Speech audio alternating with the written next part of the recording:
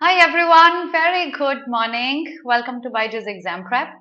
My name is Alpa Sharma and this is our editorial analysis. Hi Sandeep, Hardik, I hope I'm clearly audible and visible to everyone.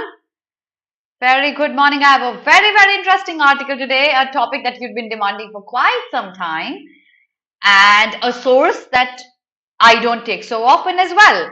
If you could quickly confirm that I'm clearly audible and visible, we shall commence with this very interesting piece of article that I've brought for you today. I'm sure you guys are excited. Good morning, very good morning. If you could quickly confirm that I'm clearly audible and visible. Good morning, Prads. Okay, so let me tell you what have I brought for you today. A lot of people struggle in the past few classes. You've told me that, ma'am, we're not really comfortable with an article on how a business functions, how an economy functions. So I've brought an article for you today on, it's going to be only one article, okay? And the topic of the article is going to be business. You can also call it a bit of economics as well. And the source of the article is Forbes. So we're going to be doing this article today. It's a little lengthy, but I haven't trimmed it because I think every single paragraph here is so important and there's so much to infer here with each word. There are many idioms used, there are many difficult words used. There are many implications on economy and business and functioning of it and economies of scale as well. So we're going to be talking about a lot of economic terms. We're going to be talking about how a business needs to function appropriately. So that's what we're going to be doing today. Are you excited to do this article with me now? The source is Forbes. We'll be discussing the tone. Summary is actually an easy one, but to draw inference from many lines, this is something that's tricky today. I'm sure you're going to have fun reading this article. So let's quickly begin with the session. But before I show you the article, if you're targeting the CAT 2022 examination, since MHCT starts today and then CAT isn't far off, make sure you enroll yourself right away for the comprehensive program that we have, because this is where you get trained under the guidance of 0 to 99 100 percentilers. So here we go. Let's start with our article. I have obviously eliminated the heading of the article. Okay, read the page, send me done, and then we shall talk about this one. Good luck and have fun.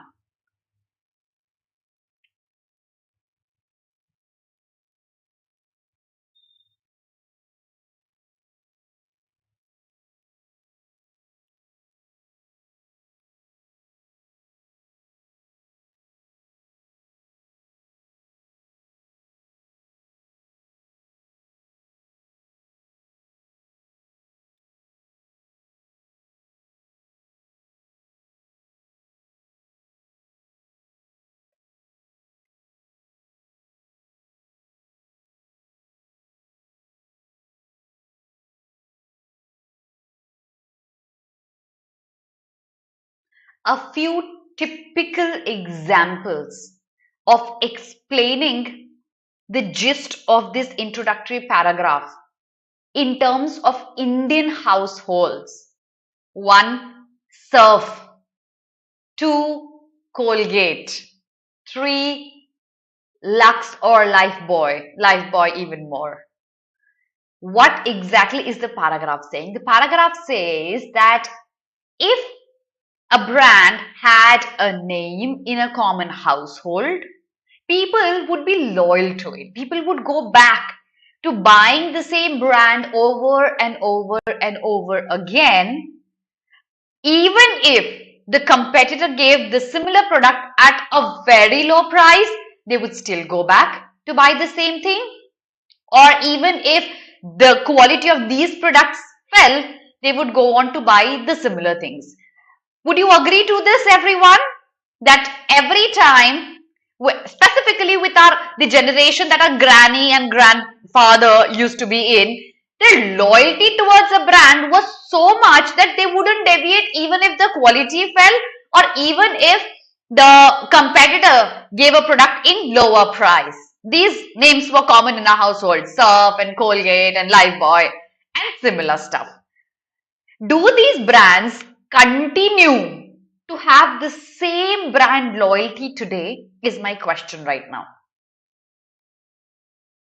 Because initially when these brands were popular, it was believed that they would do what they would promise. Colgate making your teeth whiter and whatever the ad is, Surf making your clothes cleaner than the other brands. And it was believed that these brands would continue fulfilling their promises. Today, do we see? No, no, no. Today we don't. We don't. Okay. So our loyalty to these brands which were already established has been falling. Okay. All right. So ultimately, yeah. So ultimately, today the idea is a little different, but we're talking of the older days, the olden era, probably 2 generations back, where brand loyalty was an in thing. Okay, let's continue. Let's see where did it go, what happened, why did it happen. So take it like a case study. Okay, read this page, send me done.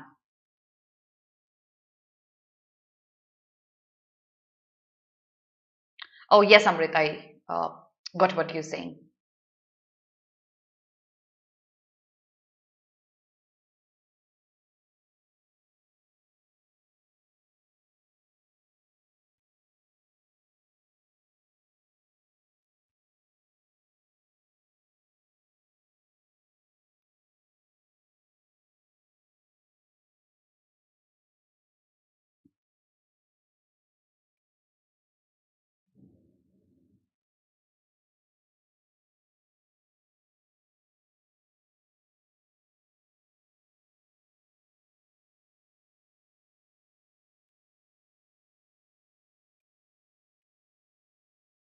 Ah, that's what I've highlighted.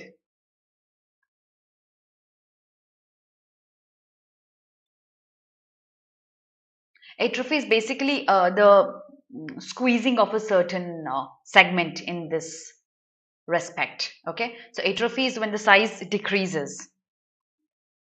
Now let's understand this one. I have a question for you before I explain anything else here. Why is installation of a button to order toilet paper or cafes selling $7 bowl of frosted flakes considered senseless or desperate? My first question. Why is it considered senseless or desperate? Answer this. Think.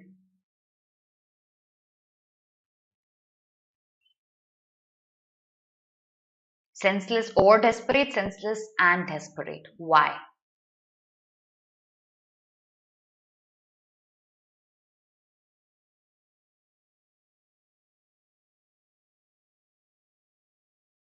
Anyone? These are two examples used in the paragraph, right? Merely a part of the premise. But what is exactly the hint here that these actions would be considered desperate ones or senseless ones? Hi, roosters. All these things can be done manually. Unnecessarily trying to modernize is senseless. Okay. All right. And desperate as well because of the fear of losing the market. Because of the mindset, earlier people are finding it taking more time and hard to use, maybe. Okay, lack of knowledge. No, it's basically, see, desperate because there was a fear of losing the market. Exactly, Amrit. Desperately trying to attract customers because it was a fear that they might lose the market. Frosted flakes were a thing. It was a thing that day, those days, when everybody in the morning would have a breakfast of frosted flakes, for example. It was something that would capture the market. But gradually, when the times changed, people realized that, oh, we might lose the market to something else. With a desperate attempt to regain the market, they would do silly, not silly, I mean silly according to the word senseless, or petty things like these. Cafes would be selling frosted flakes, or installation of a button so that you could get the toilet paper then and there. So people wanted to regain the market because even a single change. Imagine I am a grocer. And if the demand of a product goes down, I'm going to suffer. Imagine how much suffering would these brands have if their loyalty products that demand loyalty, that actually attract loyalty, fall down. So we see the data telling us that there was a lot of loyalty which might. Approximately 90% of the leading household good brands are losing market share on consistently low growth categories. So to keep continuing that, it was a desperate measure. Exactly, fast food type. Okay. Now, atrophy is basically squeezing of the size. There were certain segments. For example, let's talk about the cornflakes thing. So people gradually understood health. People gradually understood what things are healthy as breakfast. In India also, you see, few years back, eating granola and eating cornflakes was an in thing. It was an easy thing. You just need to put milk into it and feed yourself, and voila, are you done? But then with the whole advancement of understanding of our health, we knew that these things aren't healthy. The packaged food isn't healthy. We need to stop doing that. So that is the segment where atrophy has occurred, which has squeezed in size. But let me go back to the other examples. Colgate in the Indian context, Surf in the Indian context, Lifebuoy in the Indian context. So why are they squeezing in their market share? We can obviously understand the squeezing of the market share in terms of breakfast cereal, but what happened to the others? Any guesses, anyone? Before I show you the passage, why do you think the market share of the other products dropped? I am sure a lot of you, there would be plenty of you who would probably never buy a packet of Surf now. You would buy something else, or a Lifebuoy, unless and until it's given to you as a hand wash in some hotels. You wouldn't buy a bar of Lifebuoy. But why is the question?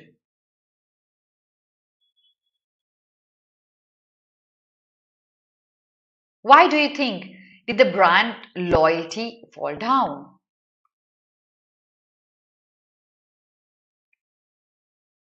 Market competition, absolutely. Educated consumer, yes. For organic and environmentally conscious products, correct. Absolutely. Competition, clear. Modernization, competition. People choosing to shift and try out new things. Why would I want to try out something that's outdated, quality degraded? Correct. Let's see if the author agrees to all that. Okay. Here. Read this paragraph and send me done.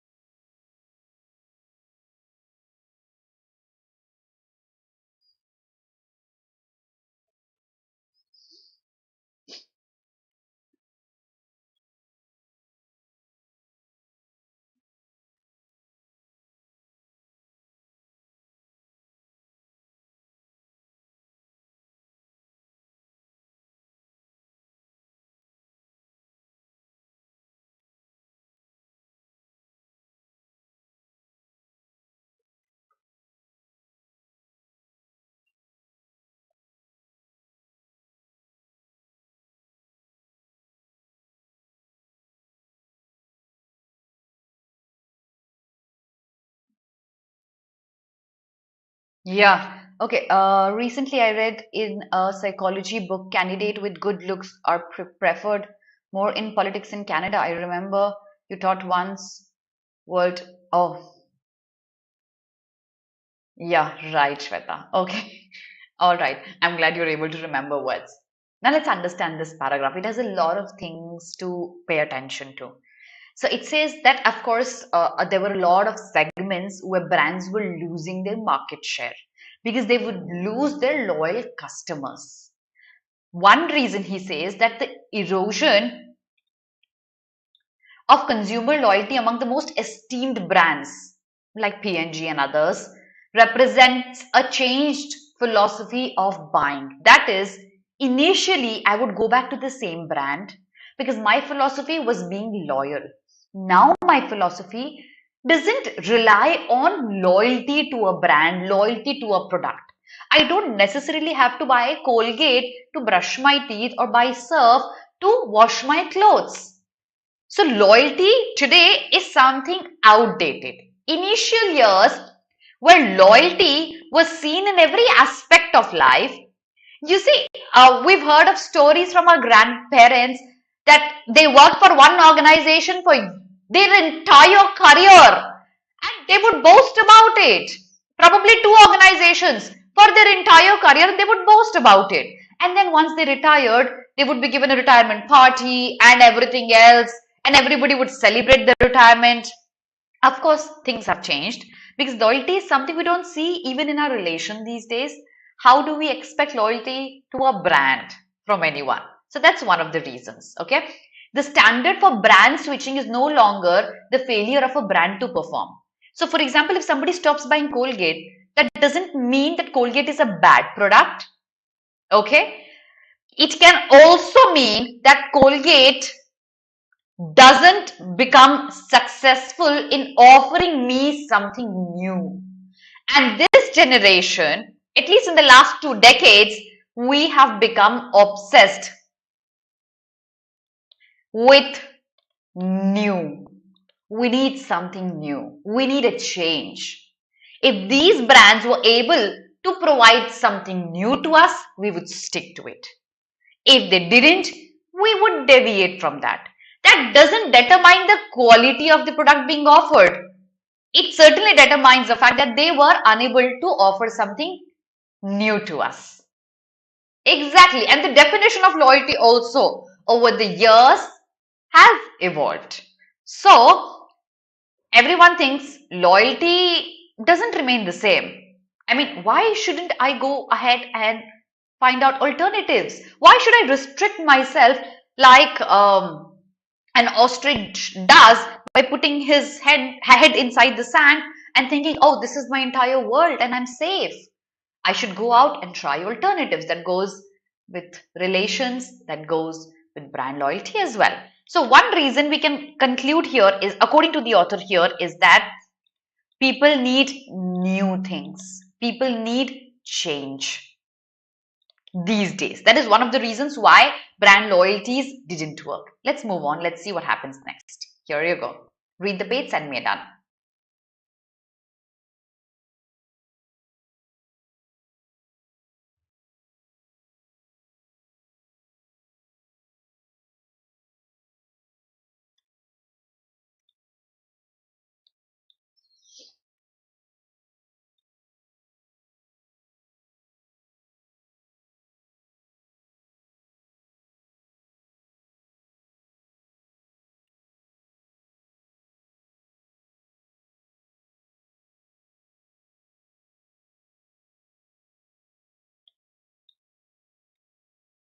Okay. I hope it is done. Yeah. Now see, everyone, till now, the author repeats the same thing, that people want change. Change is good. Their obsession with change has increased and the resistance to change has reduced. Earlier, people were very resistant, very reluctant with changes, and they would be confined and they would be happy and content with whatever surrounding they were in. But these days, they need change. I'm sure you have come across so many people who are working in organizations, are working professionals. They get bored with a rut. They get bored with any kind of monotony and they need change. So they would switch organization because they think, oh, this work is getting monotonous for me. Or they would innovate in their own work. That's obviously because of the obsession we have with change. And change is good. That certainly is. This is the in thing these days. So earlier it was the opposite, but today it is in that case. Now, the author to explain why change is needed, and earlier loyalty was the in thing, new is different, and tried and true is an old thing. He would explain this theory with many examples now. So we'll be reading some examples that are written in the pages that follow. Okay, with each, the owner of the companies also try other products to know how they improve their own products. Absolutely, they do. Change gets us acquainted to better things and involved with the market. Yes, it does. Absolutely. And it also tingles the nerve every consumer has that we need something new. This is boring. I want to try something else. You know, even if you've tried a bar of peanut butter, you've tried a jar of peanut butter and you like the flavor, next time when you reorder that, you would try another brand only for the sake of trying something new. Even if you've liked something that you have had before. So it's the urge for change. So to describe this urge for change and loyalty no more existing, the author is going to give us many examples. We're going to read each example one by one and understand this. Read this page and send me a done.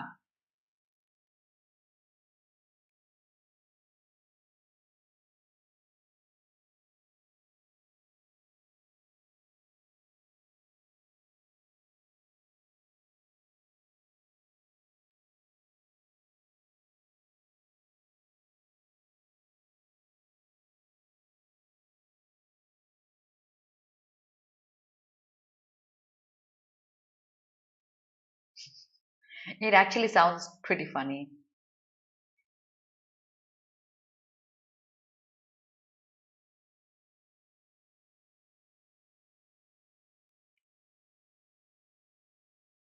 Absolutely. Absolutely, roosters. And when people have more choices, why would they be loyal? They have no reason to be loyal. What is that they get?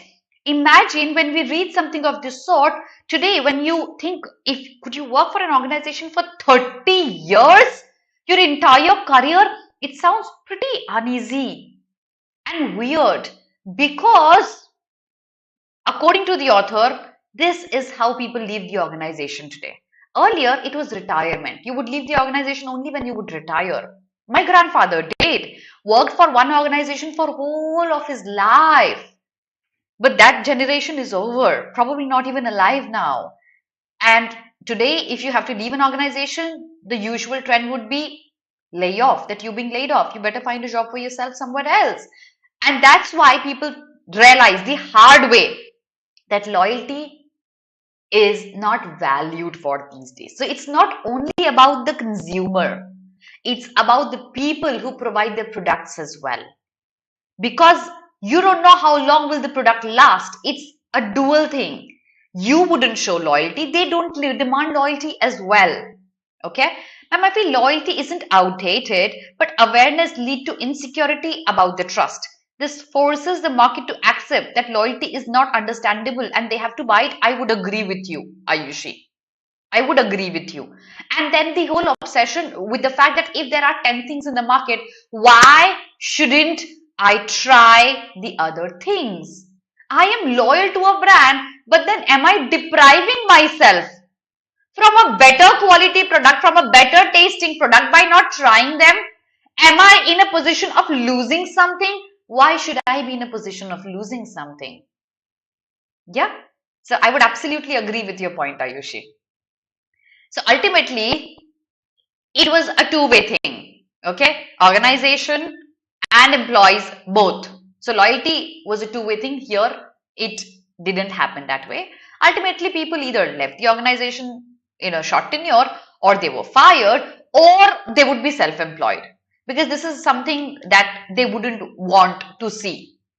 So they decided to be self-employed. That's one of the cultural shifts we saw, which directly is in relationship to the change in the trend of brand loyalty. Would you agree to this? Do you link this example to the brand loyalty theory? Why has innovation occurred if earlier was well perfect? Guess it's the question that leads to new tryouts. Exactly. And innovation is necessary here, because if you don't innovate, you are outdated. Even if your taste remains the same, even if your product remains the same, people need new things. You need to try out innovation. That's why innovation is an imperial part, it's an imperative part of every organization. Okay, I hope you've got the relationship between the loyalty that we see here to organization to the loyalty of a brand. Read the next page and we're done.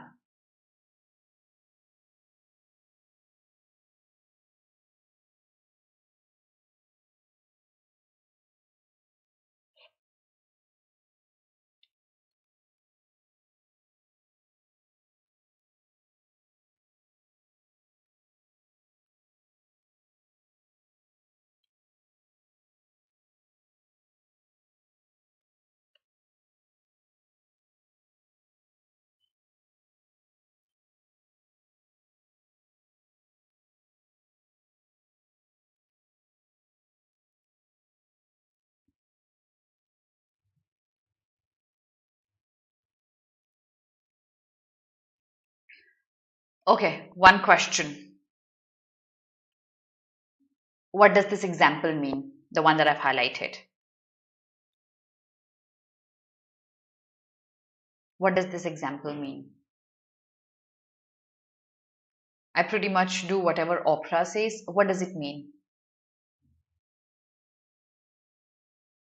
Why is this example used? What is it trying to hint at?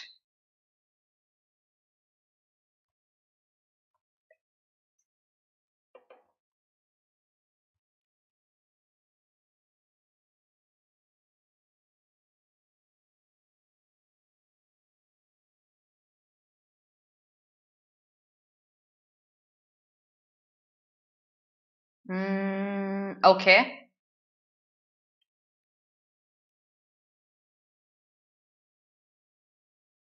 Okay. Okay, Diane Prats. Others think. I want a better answer. Think. Okay. All right. Let's do this again. Let's read this again, everyone. My paragraph says that people and their preferences have changed. One, because they don't want to stick to a rule, an established rule.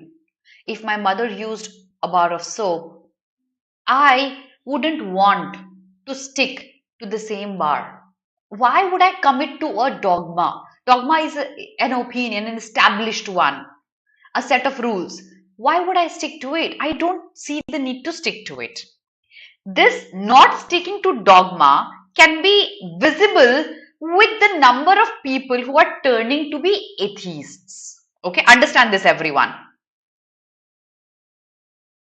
Okay, so it's basically influenced, it's basically visible with the fact that a lot of people are now turning to be atheists. 20 years back, if you would ask how many of you are atheists, probably one odd person would say that. Today, more people are saying that. On a practical level, this trend is not just about beliefs themselves, but about behaviors and connections to a particular place of worship. I don't feel connected. This is not my personal opinion. This is only an example. I don't feel connected to a temple or to a church or to a mosque. I don't feel connected to it. Why do I consider myself to be a religious person? I am breaking that dogma. I am breaking that set of rules. On an episode of the 30 Rock, the character played XYZ was once asked her religion. Her reply says that she does not follow any religion. She said, "Oh, what's my religion? I would just do whatever opera says." That means she does not follow any religion. She is an atheist here. If she followed a religion, she would have answered directly. It's more like a sarcastic reply that opera is my religion, nobody else is, because I don't look up to a religion. I don't associate myself with a religion as strongly, possibly as strongly as I associate myself to opera. Do you agree with my explanation here? Exactly, Amrit. I would agree to what you've written here. People are becoming more individualistic and not conforming to what society expects you to do.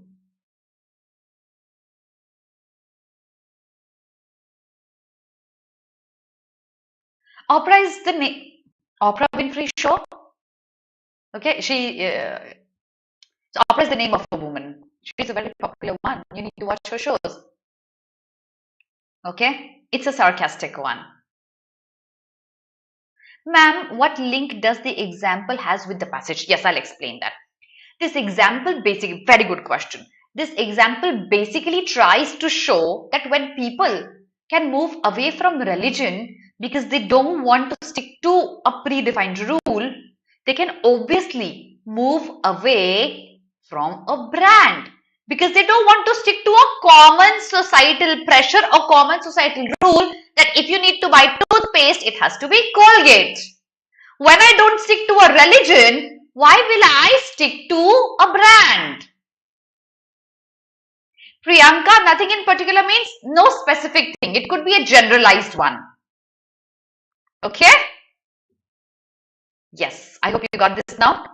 So it's basically to highlight the fact that people aren't religious at all now. And this line also is a sarcastic one. Why to go to a communal service? I mean, I wouldn't go to the masses or Sunday church meetings. Why would I go there when the Super Soul Sunday is so readily available? I can just open Netflix and watch it. Why do I go put in effort, walk down or take a bike or take a scooter or take an auto, go to the church, pray? Why? I would rather watch something on Netflix. That's more easy for me. This is another sarcastic example of saying that people don't want to stick to the common societal rules. Okay? Conformity. Yes, Amrit. Let's move on with the next page. So, till now, we've learned two reasons of why people don't stick to brand. One, of course, because they don't want to commit to a dogma. And two, because change is something that they seek. Okay? This page. Read and send me done.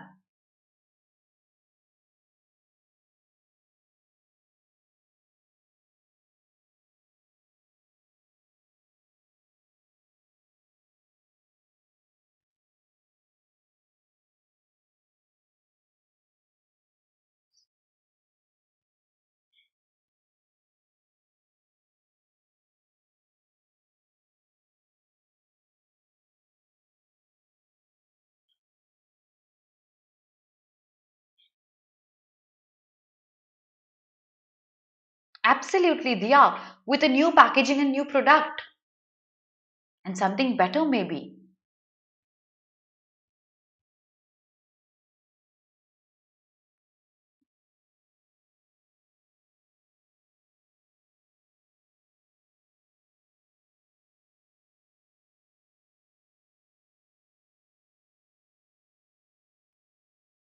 Now my question, what does this example of families having divorced parents or parents who never got married has to do with the whole concept of the passage till now, brand loyalty? What does it have to do with the family situation that we see? Explain this to me.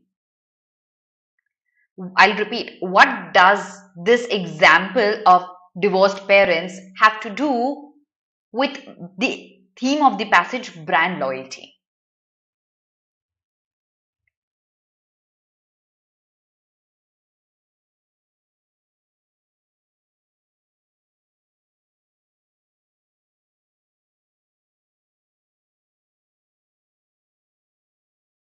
Explain this to me. The preconceived notion that families are of certain type has now broken. Changed perspective. Agreed. Okay. Others?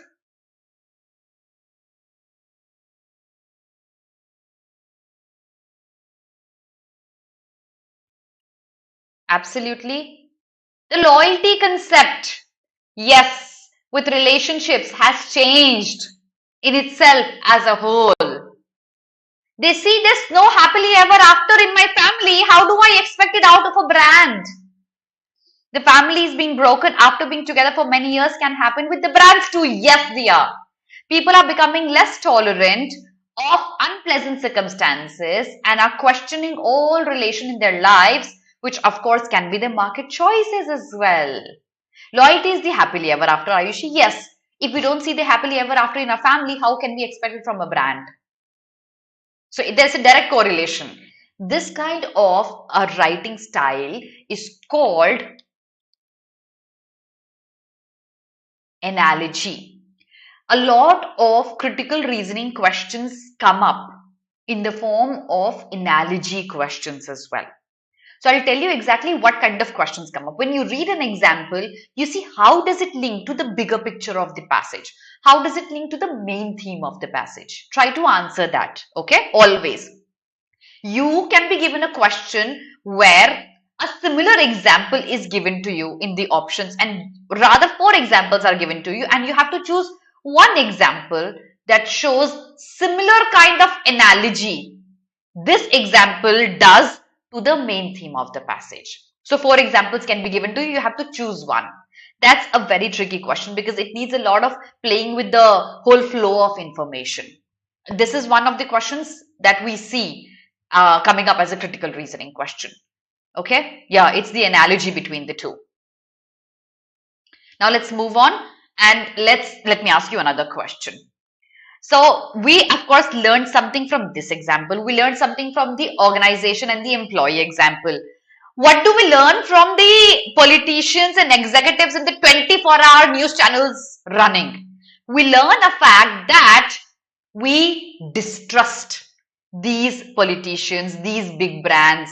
Because every time I turn on the TV, there's news coming in. My father got obsessed with news channels during the lockdown. He would watch every zilch that would come on the TV. Eventually, what was the end result? The end result was the belief that big is bad. People started believing if it's big, it's bad. Earlier also, the situation was same. But now the news channels prompted it even more. 24 hours, the same news. This party corrupt, that party corrupt. BJP and AAP fighting together and a lot of saga. So we believed big is corrupt. And this led to what? Exactly, distrusting the authority, Amrit. But what did it lead to? If I believed big is bad, what did it lead to in terms of my brand loyalty?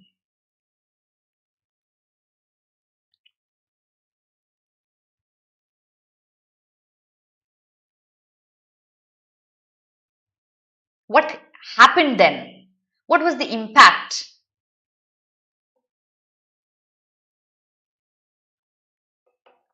The impact was simple.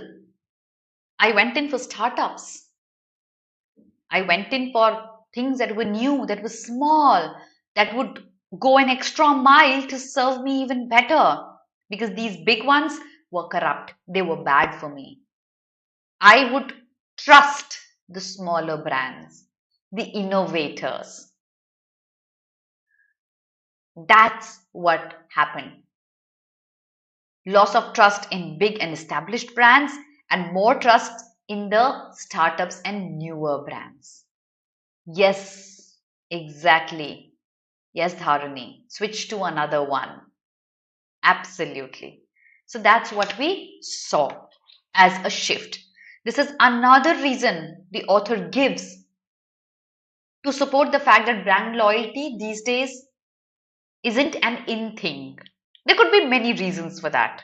Obviously, the customer is not to blame here. Okay? Read the page and send me a done.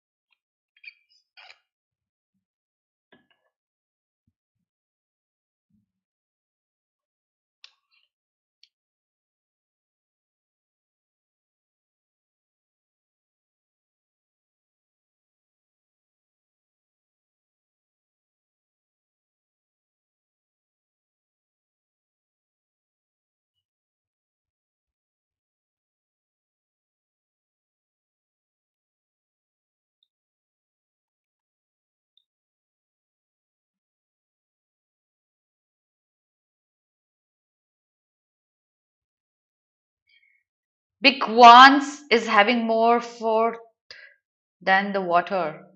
Froth, sorry, than the water rather than the smaller ones, and that's why big is bad.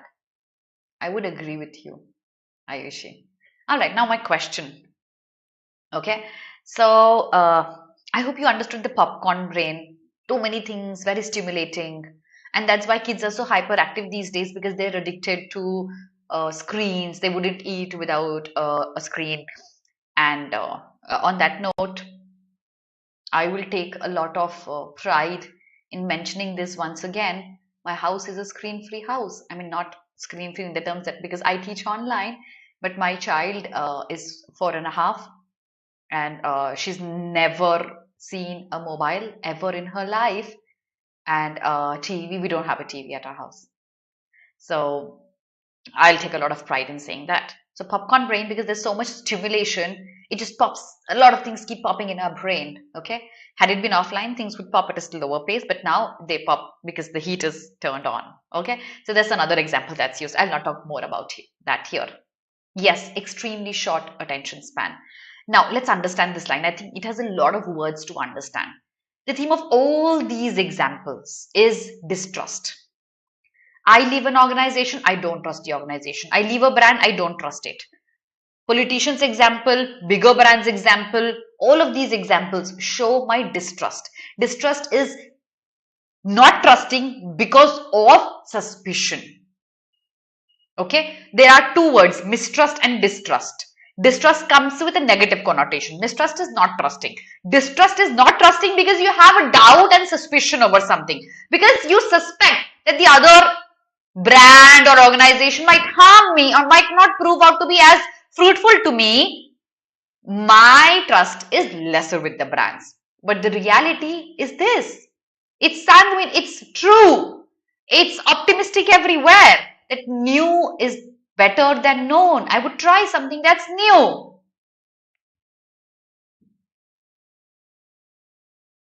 Okay, Gaurav, how for? What is this question for, my child? Okay, so new is better than known, and this is where the rubber hits the road for established CPG players. What does the idiom rubber hit the road means? Okay, when you finally put something to action is when the rubber hits the road. It's an idiom, okay? So rubber hits the road means when you finally put something effectively into action. So that's what these bigger brands need to learn right now. Now, I have a little question for you, okay? The question is that if these brands, the older ones like Colgate and Lifebuoy, if they continue to innovate, will consumers prefer them? Yes or no? We don't, roosters. If you don't give them, they wouldn't watch. Simple as that. I obviously have to work harder to keep her entertained. I am the cartoon in the house. That's how she watches cartoon. I hope you get it. Okay, so ultimately, you have to tell me if these brands innovate, we possibly would because we are obsessed with new. So if these brands give us something new, I'll give you an example, okay? You wouldn't stick to one. I'll give you an example. Kellogg's coming up with cornflakes, okay? Today, if you go to a hypermarket, you would find them selling dalia and oats and Indianized flavors. Why? The brand is the same, the products change because consumers will accept only something that's new. I'll give you more examples to understand this. Amazon. How did Amazon start? What did it start selling? Do you remember that?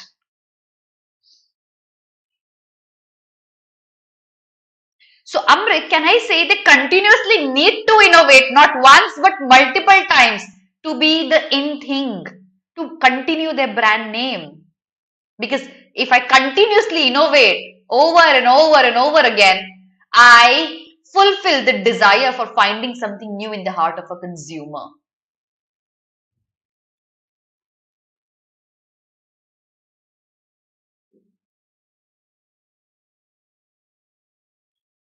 They started with books. So did Flipkart. They started with books. Flipkart solely and wholly sold books. I had ordered books from Flipkart when it sold only books. Now you know where they have reached. Yes, I. Oh, you're here? Exactly. Netflix provided DVD. And now you see where they have reached. So continuous innovation is something that's expected out of the brands. Right? Okay. So, but that's not easy. Whipping up constant and meaningful news about a 100-year-old product is not easy. You have to constantly innovate, and that's why there are teams. Okay? Read only this paragraph. Leave this. That's only data. So while initiatives like Kellogg's Times Square Cafe, Tide's direct-to-consumer detergent pods, and shampoo bottles with technology that liberates every last drop from the bottle may not be transformative, but they could still be worthwhile because they would show innovation. So older brands like Clinic Plus and their obsession with people's obsession with buying Clinic Plus, for example, that's a brand that I'm using only for reference. If they would innovate like this, people might still buy more products. Obviously, I need bigger innovation. That's not easy, but it still might be worthwhile. Let's read the last paragraph.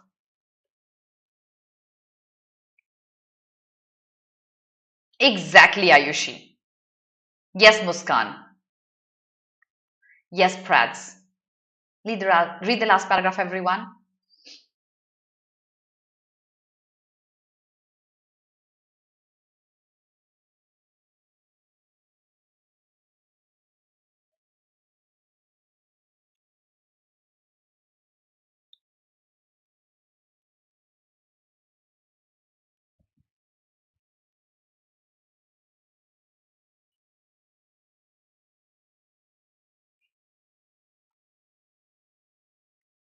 I don't think we could be a better example.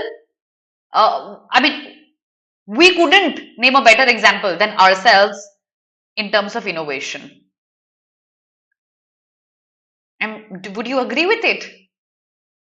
So, new is the different, and that's in. So, all those brands who are making acquisitions, shutting down things that cannot be revived, resuscitated is revived, like Jon Snow. I'm naming Jon Snow because of the new revival of the series, okay?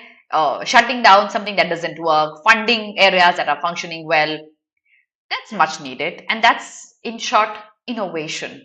So they recognize that establishing and maintaining ongoing connection with the consumer is becoming less and less realistic. We need to innovate continuously. Organizations that transform their offerings are going to be the victorious ones. And lifetime consumer loyalty is no longer a valid goal in the world because lifetime loyalty doesn't exist anymore. Innovation might still bring some consumers back to you, but for a temporary period of time. So keep launching new things, new products. Don't rely on an older product.